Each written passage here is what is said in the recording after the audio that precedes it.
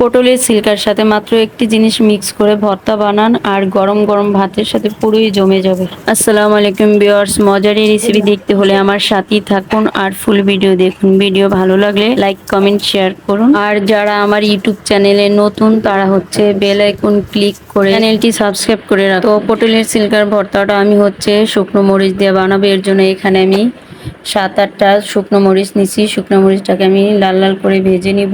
মরিচটা বেশি ভাজলে ভর্তাটা তিতো হয়ে যাবে আর কালারটাও ডিসকালার দেখা যাবে। তো পটলের সিল্কার সাথে আমি হচ্ছে বাঁশপাতা শুটকির ভর্তা বানাবো। এখানে আমি ভর্তার জন্য আমি প্রথমে রসুন আর পেঁয়াজ ভেজে নিচ্ছি। আর আমার ভিডিও দেখে অবশ্যই আপনারা এই ভর্তাটা বাসায় ট্রাই করেন, ভীষণ মজার একটা ভর্তা।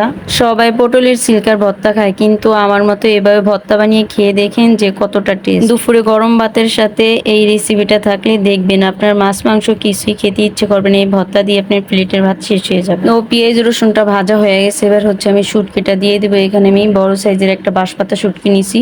শুটকিটা আমি রসুনের সাথে হালকা করে ভেজে নিব, বেশি ভাজলে তিতো হয়ে যাবে। আমি পেঁয়াজ রসুন গুলাকে কিউব করে কেটে একটু মোটা সাইজের করে তারপরে হচ্ছে ব্রাউন কালার করে ভেজে নিছি। যে দেখেন ভাজা হয়ে গেছে। তো পেঁয়াজ রসুন ভাজা হয়েছে, এবার হচ্ছে আমি আগে থেকে সিদ্ধ করে রাখা পটলের সিল্কা গুলাকে তেলের মধ্যে ভেজে নিব। আমি প্রথমে পটলের সিল্কা গুলাকে ধুয়ে তারপরে হচ্ছে সিদ্ধ করে নিছি। এবার হচ্ছে আমি তেলের ভিতরে ভেজে নিচ্ছি। সিল্কার ভিতরে পানি থাকা পর্যন্ত জাল মিডিয়াম আঁচে রেখে আস্তে আস্তে ভেজে নিতে হবে। পটলের সিল্কাটা তেলের ভিতরে ভালো করে ভেজে নিলে ভর্তাটা খেতে বেশি টেস্ট। তো শুটকি দিয়ে পটলের সিল্কার ভর্তার জন্য এখানে পেঁয়াজ রসুন আর শুটকি আমি ব্রাউন কালার করে ভেজে নিছি। আর হলো এখানে আমি কাঁচা ধনিয়া পাতা দিব, আর কাঁচা ধনিয়া পাতাটা ইউজ করলে খুব সুন্দর একটা ফ্লেভার আসবে। তো মজার মজার নতুন ভিডিও পেতে আমার পেজটি ফলো করে রাখুন, যাতে আমার পরবর্তী ভিডিওগুলো সবার আগে আপনি দেখতে পারেন। তো ভর্তাটা হচ্ছে আমি পাটায় বাটছি, আপনারা ব্লেন্ডার থাকলে ব্লেন্ড করে নিতে পারবেন। আর শুকনো মরিচের পরিবর্তে কাঁচা মরিচটা ইউজ করতে পারেন। যারা হচ্ছে শুকনো মরিচ পছন্দ করেন না তারা কাঁচা মরিচ দিয়ে ভর্তাটা বানাতে পারবে। যাদের হচ্ছে মরিচ বাটলে হাত জ্বালা পোড়া করে তারা হচ্ছে ব্লেন্ডারেই ভর্তাটা ব্লেন্ড করে নিতে পারবেন। তো শুটকি দিয়ে পটলের সিল্কার ভর্তা খেতে কিন্তু দারুণ টেস্ট। অবশ্যই আপনারা বাসায় রেসিপিটা ট্রাই করবেন।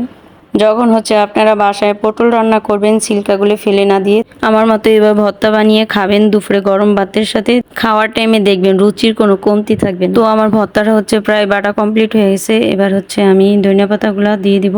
এই ভর্তাতে আমি কাঁচা ধনিয়া পাতাটা ইউজ করলাম, যাতে ভর্তা থেকে ধনিয়া পাতার সুন্দর একটা ফ্লেভার আসে। আপনারাও ভর্তা বানানোর টাইমে অবশ্যই ধনিয়া পাতাটা কাঁচা দেওয়ার চেষ্টা করবেন, তাহলে ভর্তাটা খেতে বেশি টেস্ট হবে। আর ভর্তাটা বেশি করে বানিয়ে রেখে আপনি হচ্ছে 1 সপ্তাহ নর্মাল ফ্রিজে রেখে খেতে পারবেন। লোভনীয় ও মুখে রুচি বাড়ানোর এই ভর্তাটা আপনারা বাসায় অবশ্যই বানিয়ে খাবেন। তো আমার ভর্তা বানানো কমপ্লিট হয়ে গেছে। ভিডিও ভালো লাগলে অবশ্যই লাইক কমেন্ট শেয়ার করবেন। আর যারা এতক্ষণ ধৈর্য ধরে আমার ফুল ভিডিও দেখছেন তাদের সবাইকে অসংখ্য ধন্যবাদ। আল্লাহ হাফেজ।